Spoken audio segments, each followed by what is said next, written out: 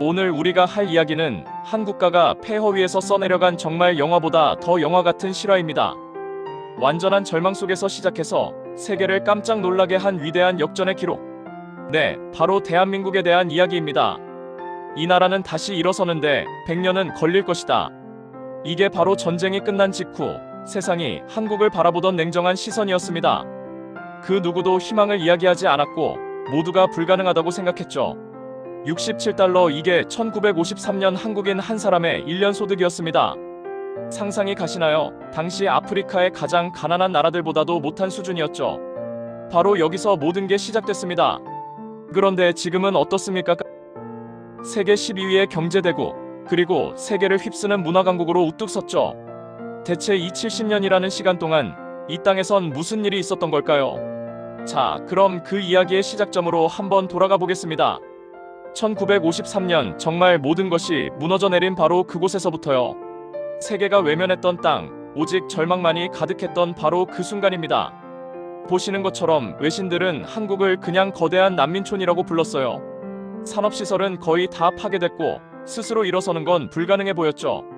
이게 바로 당시 세계가 본 한국의 현실이었습니다. 하지만 바로 그 절망의 한복판에서 정말 아무도 예상하지 못했던 선택이 나옵니다. 그리고 이 선택이 훗날 모든 기적의 씨앗이 되죠. 나라가 뭘 선택했냐면요, 당장 배고픈 걸 해결하는 대신에 미래의 모든 걸 걸기로 한 겁니다. 말 그대로 빵 대신 책을, 집 대신 학교를 선택한 거죠.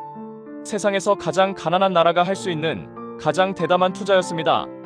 3247개, 이게 1956년부터 딱 5년 동안 지어진 학교 숫자입니다. 계산해보면 거의 매일 학교가 2개씩 생긴 거예요. 폐허 위에서 다음 세대를 키워내려는 정말 처절한 노력이었죠. 결과는 어땠을까요? 정말 놀라웠습니다. 불과 6년 만에 국민의 78%에 달했던 문맹률이 22%까지 뚝 떨어집니다. 유네스코가 이걸 보고 역사상 전례 없는 일이라고 기억할 정도였으니까요.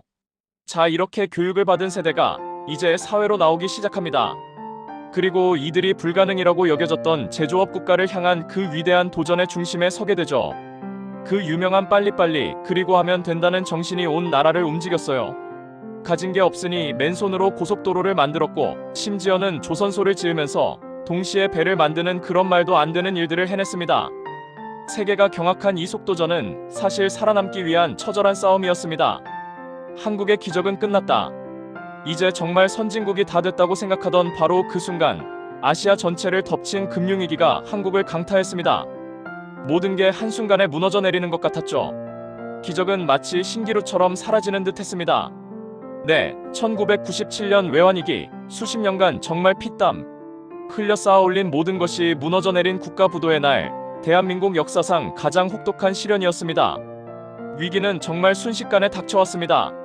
잘 나가던 대기업들이 하루아침에 쓰러지고 거리는 일자리를 잃은 사람들로 넘쳐났죠. 결국 우리는 국제통화기금 IMF의 손을 벌리는 그야말로 굴욕적인 선택을 할 수밖에 없었습니다. 그런데 바로 그때 또 한 번 세계를 놀라게 한 일이 벌어집니다. 227톤, 이게 무슨 숫자일까요? 바로 나라 빚을 갚겠다고 우리 국민들이 저마다 장롱 속에 간직했던 금을 들고 나와 모은 양입니다. 정말 이 위대한 희생, 그리고 모두가 함께한 뼈를 깎는 노력 덕분에 한국은 IMF 빚을 약속보다 무려 3년이나 일찍 갚아버립니다. 이걸 본 세계 언론이 잿더미에서 다시 살아났다고 해서 한국에 붙여준 별명이 바로 불사조 피닉스 코리아였습니다. 여기서 중요한 점은 이겁니다.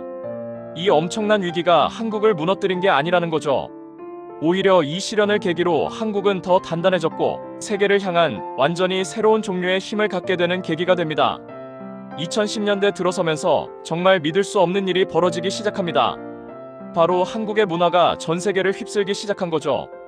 K-팝, 영화, 드라마 국경을 넘어서 전 세계인들의 마음을 사로잡는 그야말로 문화적인 대폭발이 일어난 겁니다. 월스트리트 저널 같은 유력 언론들이 이걸 소프트 파워의 새로운 모델이라고 불렀습니다. 이제는 군사력이나 경제력 같은 딱딱한 힘이 아니라 가장 매력적인 문화 콘텐츠로 세계와 소통하는 힘을 가지게 된 거죠. 자, 이렇게 70년을 정말 숨가쁘게 달려왔습니다. 이 긴 여정의 끝에서 우리는 과연 무엇을 발견할 수 있을까요? 이 엄청난 이야기가 오늘을 사는 우리에게 던지는 메시지는 뭘까요?